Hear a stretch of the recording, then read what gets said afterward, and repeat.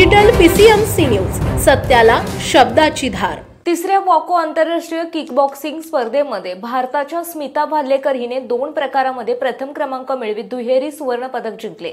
स्पर्धेत जगभरातील 20 देशांतील 1500 स्पर्धकांनी सहभाग घेतला। ही स्पर्धा 7 ते 11 फेब्रुवारी दरम्यान दिल्ली येथील इंदिरा गांधी स्पोर्ट्स कॉम्प्लेक्स येथे झाली।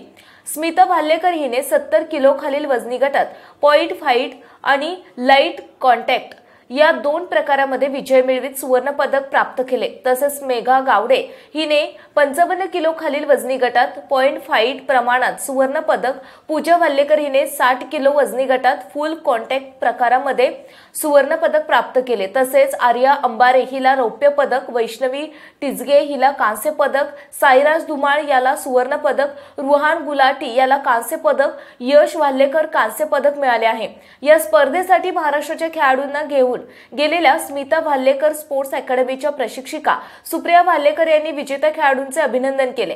खेळाडूंसोबत मुख्य प्रशिक्षक इक्बाल शेख यांनी देखील खूप परिश्रम घेतले। स्पर्धेचे आयोजन दिल्ली किकबॉक्सिंग असोसिएशनने केले। स्पर्धेला वर्ल्ड किकबॉक्सिंग असोसिएशनचे अध्यक्ष रॉय बेकर, तांत्रिक कमिटीचे अध्यक्ष रोमिओ डेसा, ततामी स्पोर्ट्स अध्यक्ष ब्रायन ब्रेक, रिंग स्पोर्ट्सचे अध्यक्ष युरी उपाधी, सलामी कायकी, भारतीय फेडरेशनचे अध्यक्ष संतोष कुमार, महाराष्ट्र राज्याचे अध्यक्ष निलेश शेलार आणि आंतरराष्ट्रीय कमिटीचे सदस्य उपस्थित होते।